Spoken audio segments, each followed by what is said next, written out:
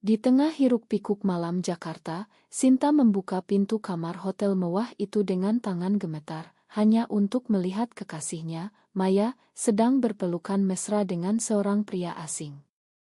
Jantung Sinta seperti berhenti berdetak, dan tanpa pikir panjang, ia menampar wajah Maya dengan keras, meninggalkan bekas merah yang membara. Tapi yang tak disangka, tamparan itu justru menjadi pemicu bagi Maya untuk mengaku bahwa hubungan mereka hanyalah sandiwara untuk menutupi rahasia yang lebih besar. Sebuah pengkhianatan yang sebenarnya dimaksudkan untuk melindungi Sinta dari ancaman keluarganya sendiri. Sinta, wanita berusia 25 tahun yang bekerja sebagai desainer grafis di sebuah agensi iklan di Sudirman, selalu merasa hidupnya seperti berjalan di atas tali tipis. Sejak kecil, ia dibesarkan dalam keluarga konservatif di pinggiran Jakarta, di mana ayahnya, seorang pegawai negeri sipil yang taat beragama, sering mengulang-ulang ajaran tentang pernikahan dan keluarga ideal. Ibu Sinta, seorang guru sekolah dasar, selalu menekankan pentingnya menjaga nama baik keluarga. Tapi Sinta berbeda. Sejak remaja, ia menyadari ketertarikannya pada sesama wanita, sesuatu yang ia sembunyikan rapat-rapat seperti dosa terbesar. Pertemuan dengan Maya terjadi setahun lalu di sebuah KS seni di Kemang. Maya, 28 tahun, seorang otografer relance yang mandiri dan penuh semangat, langsung menarik perhatian Sinta dengan senyumnya yang hangat dan cerita-cerita tentang petualangannya melintasi pulau-pulau Indonesia. Mereka mulai dari obrolan ringan tentang seni, lalu berkembang menjadi pertemuan rahasia di malam hari. Bagi Sinta, Maya adalah pelarian dari tekanan keluarga yang semakin mendesaknya untuk menikah dengan anak teman ayahnya, seorang pemuda bernama Andi yang bekerja di bank. Malam itu, setelah tamparan keras, Maya menarik Sinta ke dalam kamar, menutup pintu, dan mulai menjelaskan. Ini bukan apa yang kamu pikirkan, Sinta. Pria itu adalah saudara sepupuku. Aku melakukan ini untukmu. Sinta terduduk di tepi ranjang, air mata mengalir deras. Maya melanjutkan, suaranya bergetar, keluargamu tahu tentang kita. Ayahmu menyewa detektif untuk mengawasiku. Jika mereka yakin kita benar-benar bersama, mereka akan memaksamu pergi dari Jakarta, mungkin bahkan memaksamu menikah dengan Andi besok pagi. Sinta merasa dunia berputar. Bagaimana bisa? Ia selalu berhati-hati, tidak pernah membawa Maya ke rumah, selalu bertemu di tempat tersembunyi. Tapi Maya menunjukkan bukti, oto-oto mereka berdua di KAE, di taman, bahkan di apartemen Sinta. Aku harus berpura-pura punya pacar pria untuk mengalihkan perhatian mereka, kata Maya. Ini pengkhianatan, tapi aku lakukan karena aku sayang padamu. Konflik dalam hati Sinta mulai bergolak. Di satu sisi, ia marah pada Maya karena tidak jujur dari awal. Di sisi lain, ia sadar betapa berbahayanya situasi ini di Indonesia, di mana masyarakat masih penuh prasangka terhadap hubungan sesama jenis. Berita tentang penggerebekan komunitas LGBT di berbagai kota sering muncul di media, dan keluarga seperti milik Sinta bisa dengan mudah menolak anaknya sendiri demi menjaga kehatan. Pagi berikutnya, Sinta pulang ke rumah orang tuanya di Depok. Ayahnya, Pak Budi, menyambutnya dengan wajah tegang. Kamu pulang malam lagi. Apa kamu tahu Andi sudah datang kemarin, ingin bicara tentang lamaran? Sinta mengangguk pelan, tapi dalam hati, ia berjuang melawan gelombang emosi. Ibu Sinta, Bu Ani, menambahkan, kamu sudah 25 tahun, Sinta. Jangan buang waktu dengan pekerjaanmu yang tak tentu itu. Andi orang baik, dari keluarga terhormat. Sinta merasa terpojok. Ia ingin berteriak, menceritakan semuanya, tapi kata-kata Maya bergema, jangan gegabah, atau kita berdua akan hancur. Sepanjang hari itu, Sinta berpura-pura sakit untuk menghindari pembicaraan. Malamnya, ia bertemu Maya lagi di sebuah warung kopi kecil di pinggir jalan. Apa rencanamu sekarang? Tanya Sinta. Maya menatapnya dalam-dalam. Kita harus putus sementara. Biar keluargamu tenang. Tapi aku janji ini bukan akhir. Tapi Sinta tidak bisa menerima. Putus. Setelah semua ini. Kamu pikir aku bisa hidup tanpa kamu? Mereka berdebat panjang, suara mereka naik turun di tengah hujan deras yang mulai turun. Akhirnya, Sinta memutuskan untuk menghadapi keluarganya sendiri. Ia pulang dan langsung ke kamar ayahnya. "Pak, aku harus bicara." Pak Budi melihatnya dengan curiga. "Apalagi? Kamu mau tolak Andi?" Sinta menarik napas dalam. "Pak, aku suka perempuan." Kata-kata itu keluar seperti bom yang meledak. Pak Budi bangkit berdiri, wajahnya memerah. "Apa kamu bilang? Kamu gila?" Bu Ani yang mendengar dari dapur berlari masuk sambil menangis. "Sinta, jangan bercanda. Itu dosa besar." Malam itu menjadi neraka. Ayah Sinta mengusirnya dari rumah, menyuruhnya pergi dan jangan kembali sampai sadar diri. Sinta keluar dengan tas kecil, hujan membasahi tubuhnya. Ia menelepon Maya tapi ponselnya mati. "Di mana Maya? Apakah ini bagian dari rencana?" Sinta merasa sendirian di dunia yang kejam ini. Sinta menghabiskan malam itu di sebuah penginapan murah di kawasan Tanah Abang, tubuhnya basah kuyup dan hati hancur. Ia mencoba menelepon Maya berkali-kali, tapi selalu oicemail. Keesokan paginya, ia pergi ke kantor, berusaha fokus pada pekerjaan, tapi pikirannya melayang. Rekan kerjanya, Rina, melihat perubahan itu. "Kamu kenapa, Sin? Kelihatan capek banget." Sinta hanya tersenyum tipis. "Biasa, masalah keluarga." Di kantor, Sinta mendapat tugas baru, mendesain kampanye iklan untuk sebuah brand kosmetik yang menargetkan wanita muda. Ironisnya, tema kampanyenya adalah The Better Way to Yourself, jadilah dirimu sendiri. Sinta tertawa getir dalam hati. Bagaimana ia bisa jadi dirinya sendiri jika dunia sekitarnya menolaknya? Sore itu, Maya akhirnya menghubunginya. "Ma, Sin. Ponselku mati semalam. Aku dengar dari temanmu kamu diusir." Sinta marah. "Kamu kemana aja? Aku butuh kamu." Mereka bertemu di sebuah taman di Menteng. Maya memeluknya erat. "Aku takut, Sin. Keluargaku juga tahu sekarang. Ibuku menelepon, bilang aku harus pulang ke Bandung atau dia akan laporkan ke polisi." Konflik semakin dalam. Maya berasal dari keluarga di Bandung yang lebih liberal, tapi tetap saja, di Indonesia, isu sering dikaitkan dengan moralitas dan agama. Maya menceritakan bagaimana ibunya, seorang pengusaha kecil, pernah kehilangan bisnis karena rumor tentang saudaranya yang gay. "Aku tak mau itu terjadi lagi," kata Maya. Sinta merasa dikhianati lagi. "Jadi kamu mau tinggalkan aku demi bisnis keluarga?" Debat mereka memanas. Maya mengusulkan solusi, "Kita pindah ke Bali. Di sana lebih terbuka, banyak komunitas seperti kita." Tapi Sinta ragu. "Aku punya pekerjaan di sini. Keluargaku di sini. Aku tak bisa kabur begitu saja." Mereka berpisah dengan hati berat, janji bertemu lagi besok. Keesokan harinya, Sinta mendapat telepon dari Andi.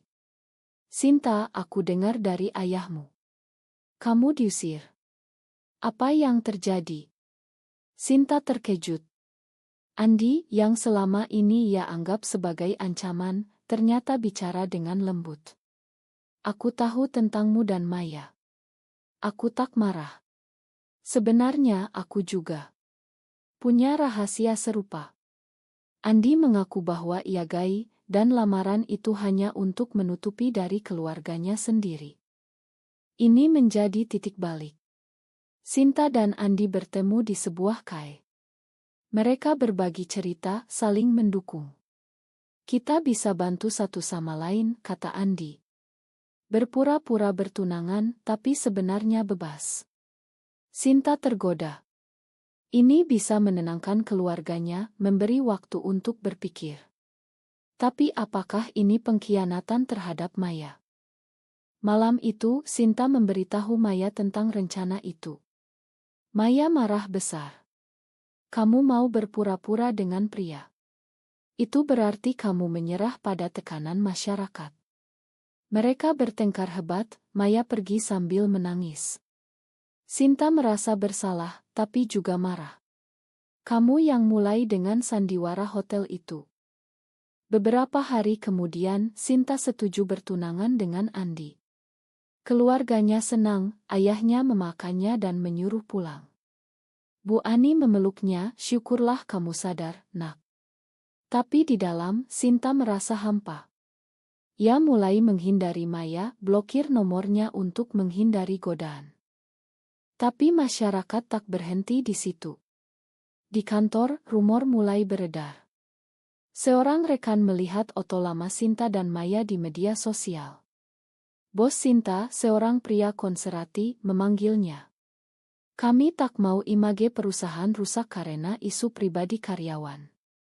Sinta terancam dipecat. Ia panik, menelepon Andi. Bantu aku, tolong katakan pada bosku bahwa kita bertunangan. Andi membantu, tapi dengan syarat, kita harus bikin acara tunangan sungguhan. Sinta setuju, meski hati teriris. Acara itu digelar di rumah ayah Sinta, keluarga berkumpul, tetangga datang. Sinta tersenyum palsu, tapi matanya mencari Maya yang tak ada. Tapi tiba-tiba, Maya muncul di pintu. Sinta, jangan lakukan ini. Semua orang terkejut. Maya berlari masuk, menarik Sinta keluar. Ini bukan kamu. Kamu mengkhianati dirimu sendiri. Ayah Sinta marah, keluar dari sini. Kamu yang merusak anakku. Keributan terjadi. Andi mencoba menenangkan, tapi semuanya kacau. Sinta berdiri di tengah, harus memilih keluarga dan keamanan, atau cinta sejati dengan risiko. Setelah keributan di acara tunangan, Sinta memilih pergi dengan Maya. Mereka berlari keluar rumah, naik taksi menuju apartemen Maya di Kuningan. Di sana, mereka berpelukan sambil menangis. Maafkan aku, Maya. Aku takut. Maya mengangguk. Aku juga. Tapi kita harus kuat bersama. Tapi konsekuensinya datang cepat. Pagi berikutnya, ayah Sinta menelepon, jangan pernah kembali. Kamu bukan anakku lagi. Sinta hancur, tapi Maya mendukungnya. Mereka memutuskan pindah ke Yogyakarta, di mana Maya punya teman-teman di komunitas seni yang lebih menerima. Di Yogyakarta, mereka mulai hidup baru. Sinta resign dari pekerjaannya di Jakarta dan mencari relance desain. Maya melanjutkan autograinya, sering bepergian ke candi-candi dan pantai untuk proyek. Tapi kehidupan tak semudah itu. Di kota yang lebih tradisional, mereka masih harus sembunyi-sembunyi. Tetangga mulai curiga melihat dua wanita tinggal bersama tanpa pria. Suatu hari, Maya mendapat tawaran pekerjaan besar, memotret untuk majalah internasional tentang budaya Indonesia. Tapi syaratnya, ia harus pergi ke Papua selama sebulan. Aku tak mau tinggalkan kamu, kata Maya. Sinta meyakinkan, pergi saja. Ini kesempatanmu. Selama Maya pergi, Sinta sendirian. Ia mulai bergabung dengan komunitas online di Indonesia, membaca cerita orang lain. Tapi ia juga mendapat pesan ancaman dari akun anonim, hati-hati, kami tahu kalian di Yogyakarta. Sinta ketakutan, tapi tak memberitahu Maya untuk tak khawatirkan. Kembali ke Jakarta, ayah Sinta jatuh sakit. Bu Ani menelepon, ayahmu kena stroke. Dia ingin lihat kamu. Sinta ragu. Maya yang baru pulang menyarankan, pergi saja. Mungkin ini kesempatan rekonsiliasi. Sinta pergi sendirian ke Jakarta. Di rumah sakit, ayahnya lemah. Sinta, makan papa. Papa takut kehilanganmu. Sinta menangis. Pa, aku tetap anakmu. Tapi ayahnya menambahkan, tapi tinggalkan gaya hidup itu. Kembalilah ke jalan yang benar. Sinta marah lagi. Ini bukan gaya hidup, Pa. Ini aku. Ia pulang ke Yogya dengan hati campur aduk. Maya menyambut, tapi Sinta menyembunyikan pertemuan itu. Malamnya, mereka berdebat tentang masa depan. Kita tak bisa selamanya sembunyi, kata Sinta. Maya setuju, mungkin kita bisa ikut demonstrasi hak di Jakarta. Tapi sebelum itu, tragedi datang. Maya mendapat kecelakaan saat memotret di gunung. Mobilnya tergelincir, ia terluka parah. Sinta buru-buru ke rumah sakit di Yogya. Dokter bilang dia butuh operasi mahal. Sinta tak punya uang cukup. Ia menelepon Andi yang sekarang jadi teman. Bantu aku, please. Andi datang membayar operasi. Tapi dengan syarat, kembalilah ke Jakarta, bantu aku dengan bisnis keluarga. Sinta setuju, meski itu berarti meninggalkan Maya sementara. Maya sadar setelah operasi, marah. Kamu pergi lagi. Dengan Andi. Ini menjadi pengkhianatan baru. Maya merasa ditinggalkan. Kamu selalu pilih aman daripada kita. Sinta menjelaskan, ini untukmu juga. Aku akan kembali. Tapi Maya tak percaya. Di Jakarta, Sinta bekerja dengan Andi di perusahaan keluarganya. Ia bertemu keluarga lagi, ayahnya sudah pulih tapi masih dingin. Bu Ani berusaha mendekat, nak, tinggal saja di sini. Lupakan masa lalu. Sinta tergoda, tapi ia rindu Maya. Ia mulai minum-minum di bar untuk lupakan masalah. Suatu malam, ia bertemu wanita lain, tapi menolak. Aku punya Maya. Akhirnya, Sinta memutuskan kembali ke Yogya. Tapi saat tiba, Maya sudah pergi. Catatan di meja, aku tak bisa tunggu lagi. Ma. Sinta panik mencari Maya. Ia menelepon teman-teman Maya di Bandung, tapi tak ada kabar. Akhirnya, ia dapat info bahwa Maya kembali ke keluarganya. Sinta naik kereta ke Bandung, hati penuh penyesalan. Di rumah Maya, ibunya menyambut dingin. Maya tak mau ketemu kamu. Kamu yang buat dia menderita. Sinta memohon, tolong, Bu. Aku sayang dia. Akhirnya, Maya keluar, wajah pucat. Apa mau kamu? Kamu sudah pilih Jakarta. Mereka bicara di taman belakang. Sinta menceritakan semuanya, pengorbanan untuk operasi, tekanan keluarga. Maya mendengar, air mata mengalir. Aku juga salah. Aku takut kehilanganmu, jadi aku lari.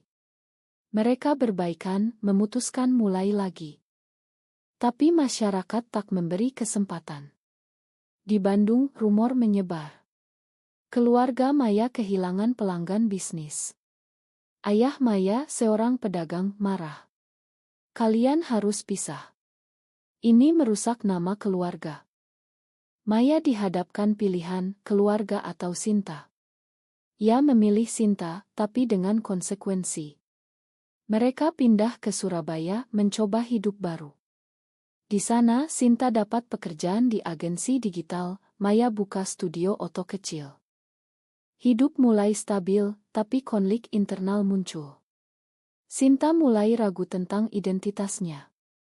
Apa kita benar, Maya? Apa ini dosa seperti kata ayahku? Maya meyakinkan, cinta tak pernah salah. Yang salah adalah masyarakat yang tak paham.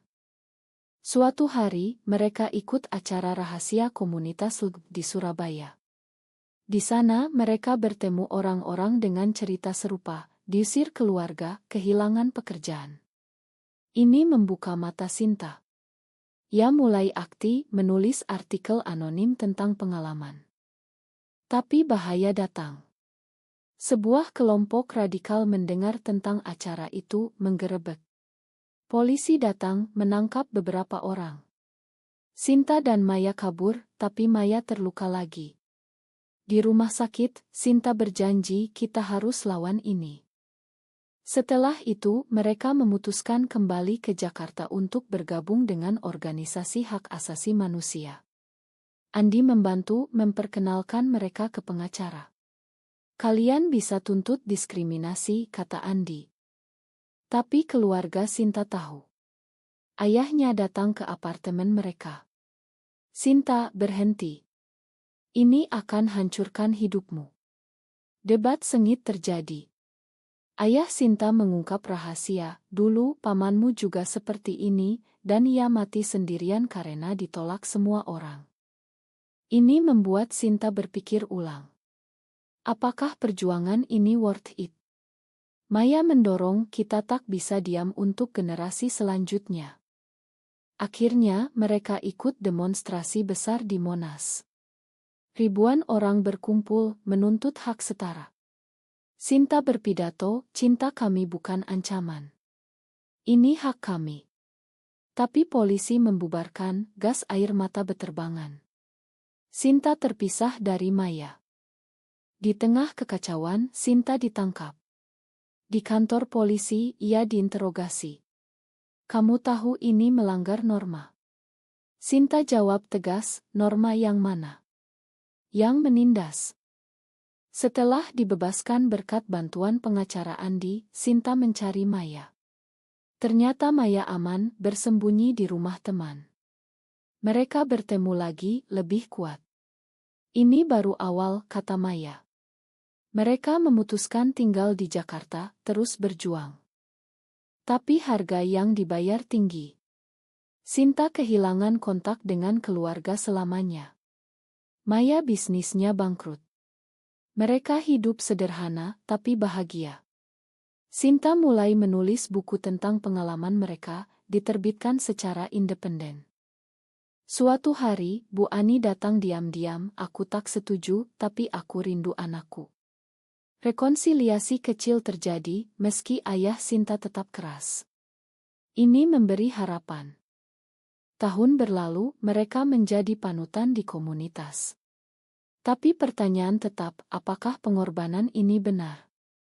Apakah mencintai seseorang dari jenis kelamin yang sama selalu harus dibayar dengan penderitaan, atau apakah masyarakat yang salah karena tak mau berubah?